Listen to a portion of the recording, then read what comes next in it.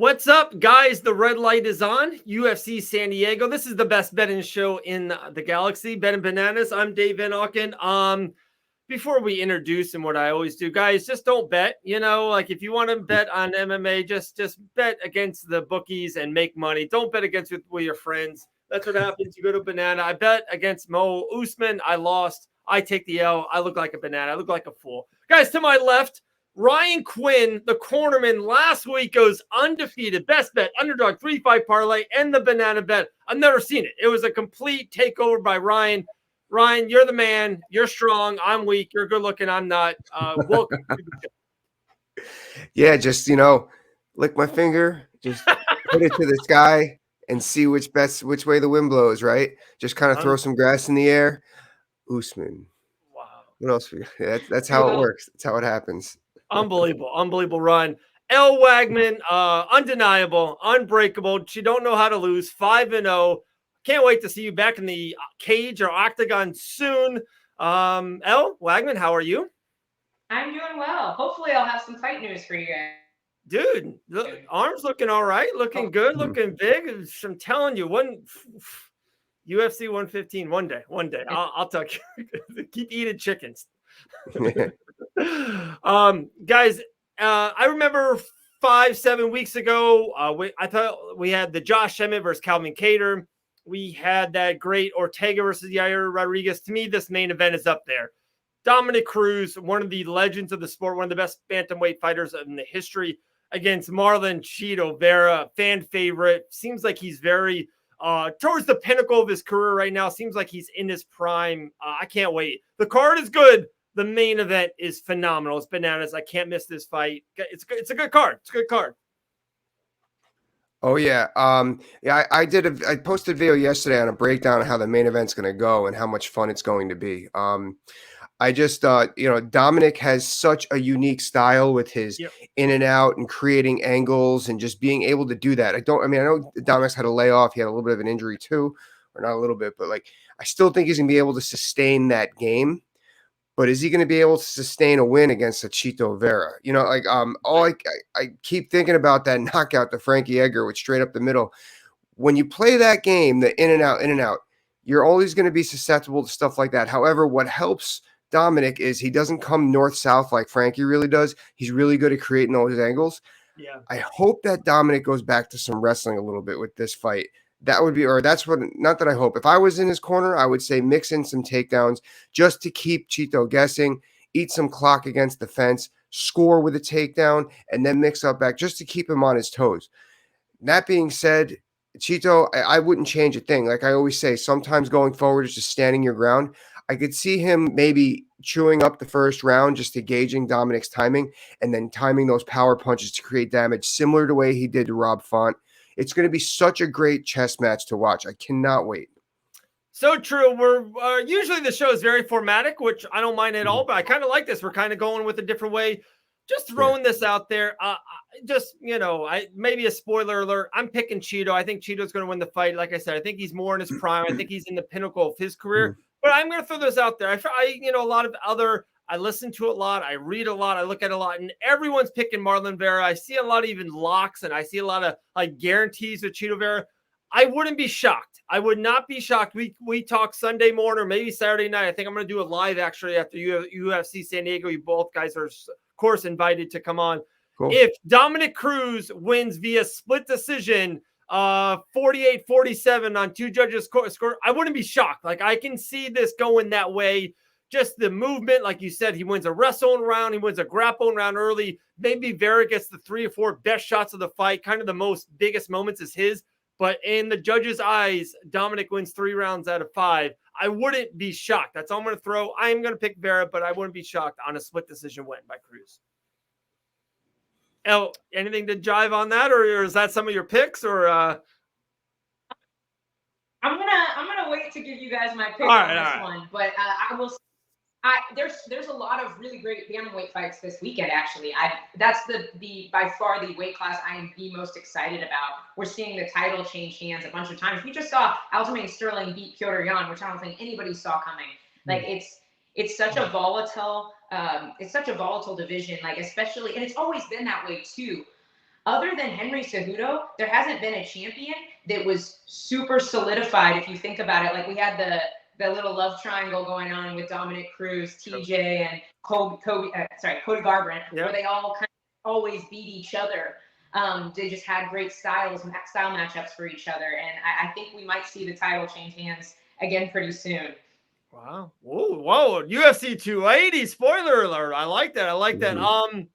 Also, too, guys, real quick, and I know we'll get into it right away. I promise.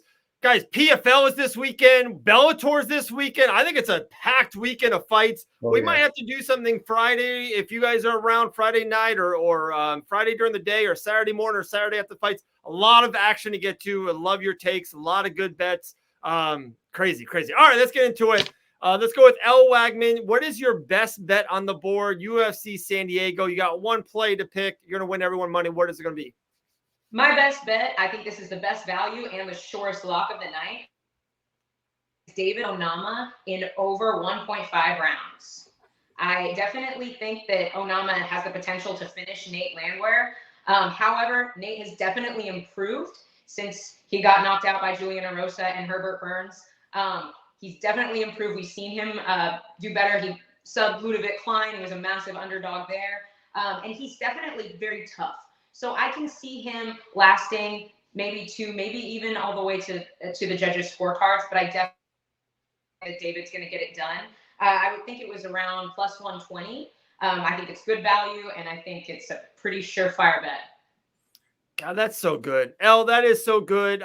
Last week on the best bet, you had the great the girls, Silva, you had the under, you thought the grapple, and especially in the grapple was going to go to a finish early. Ryan, you had that as well, of course, with your on the 3-fight parlay. You absolutely nailed that pick. I absolutely love this pick. I actually kind of circled it, and I can't believe you went there. I like Onama a lot in the fight to win, and then the over, I saw that too.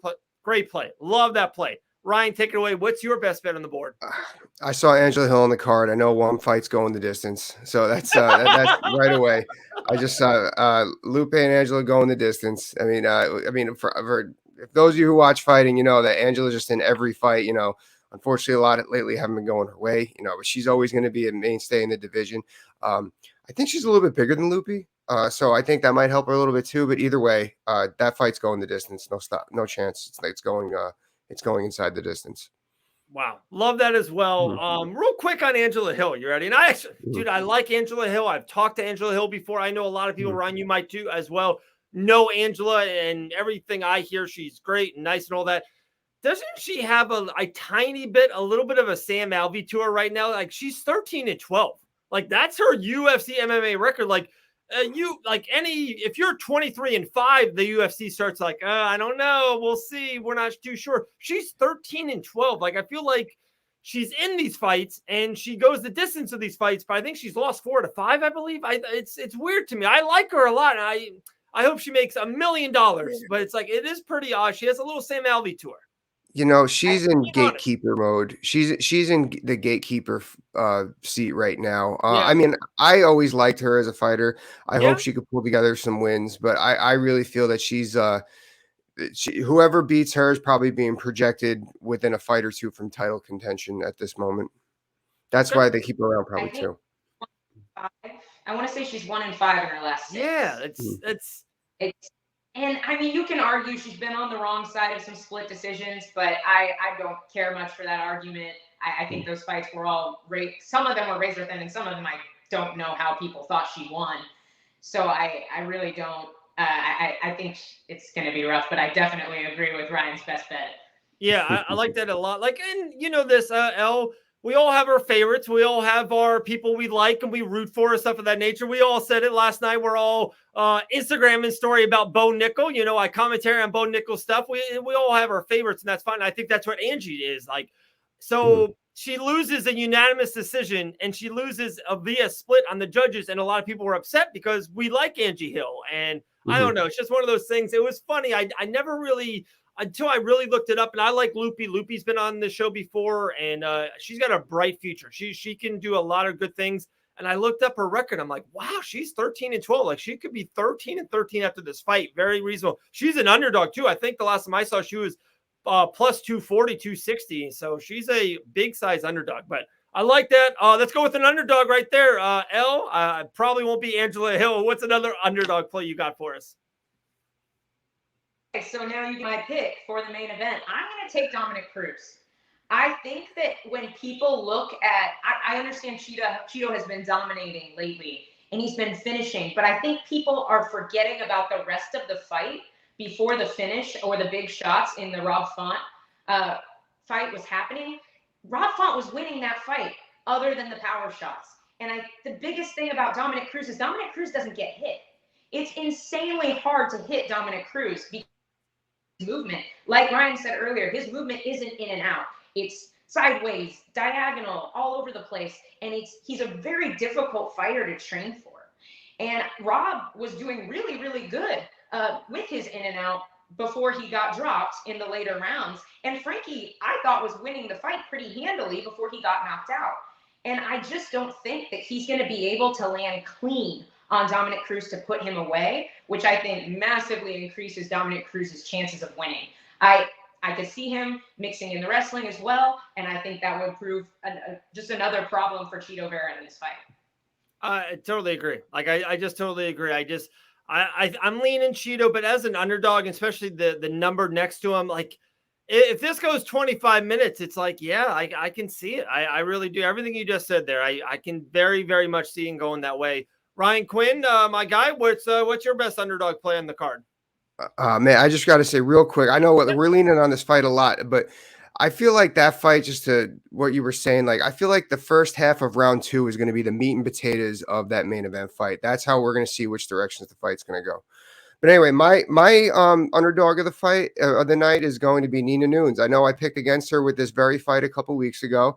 I think that things have changed. I think that Cynthia has she had a tough weight cut from what I understood last time. Now she's got to do it again. And on top of it with Nina is the pressure's off with Amanda's fight. So that's done. That's out of the way. She's going to be a little bit lighter. I think that in these types of fights, Nina is able to let loose and show a lot of volume. And I think that she's just going to eventually have that downhill effect and see her way to a decision. So I got Nina Nunes. 1000% agree. That's my number one play on this whole card. It's kind of over now. I lost last week, but before that, 3-4 weeks in a row, I nailed my really tunnel vision on one bet. Nina Nunes is my best play on this whole entire fight card. Ryan, you nailed it too. The momentum in the house is amazing. Like your partner just won the championship back in beautiful fashion. Like you said, the weight cut, I heard the same exact thing. And then last time we talked about this, Nina's losses are awesome. Like her losses are getting top 3, top 5 females, in the weight class. Mackenzie Dern, okay. who's I love Nina Nunes. That is a great play. Where's the line? I think I saw it. She was plus. Okay, I haven't looked since 5:30 this morning. She was plus 138 this morning. Okay, yeah, in that range. Okay, 140. That's great. That is great value, especially if you kind of parlay that with the over on the Angela Hill Loopy. You're getting nice money. We're getting plus 350 right there. But, wow, there we go. Talking about what else? Yeah, Ryan's saying too. Like, Nina's been training with some great wrestlers, and I think Cynthia really struggles to set up her shot on these longer girls, and Nina's got good hips. She's got great range control. I can see her giving Cynthia a lot of problems, especially if she starts, like you said, getting the volume going. Cynthia is like a one shot at a time kind of girl, and you can't set up a shot with a girl who's constantly in your face, jabbing, feinting, without throwing more volume. Love it. For sure. Elle, take it away. 3-fight parlay. We're going to nail it this week. I think, you're 1 or 2 off last week. Ryan nailed it. You usually are the 3-fight parlay queen. So let's take it away, Elle. Okay. Yeah. I feel like this is a good week. We're going to get it this week. So I actually have my first leg is the same as Ryan's best bet. I have Loopy and Hill going over 2.5 rounds. I do agree with him. I think that Loopy will win that fight. I think her fight IQ has definitely improved since her losses to Jessica Penne. I can see her having some issues with the decision making, so I didn't put her as winning, but I definitely see that going over 2.5 rounds. Next, I have Martin Boudet over Lucas Brzezinski. I'm not sure how to say that guy's name, but I know that Brzezinski does not have the cardio. Boudet is a heavyweight that actually we've seen him do quite well in the later rounds. He keeps a lot of volume. He's very athletic, and he's big. He's going to have a huge size advantage over Brzezinski, and Brzezinski's style is very much a bully style. He's a bulldog. He comes in. He tries to be the more physical guy, and Boudet is going to outsize him. I also think he's more technical in the clinch, and I can definitely see him winning that fight on Saturday. And then I have, last but not least, I have once again my best bet, David Onama in over 1.5 rounds. I think that was somewhere around plus 270 for that parlay. I like it. All three I like, and I like how you're kind of mixed in with Ryan's best bet. Your best bet's in there and win. I like it. All right, Ryan, take us away. 3-5 parlay. You won last week. Let's double it up. Let's keep it rolling. Elle, how do you like how Dave looks tonight? How do you like that?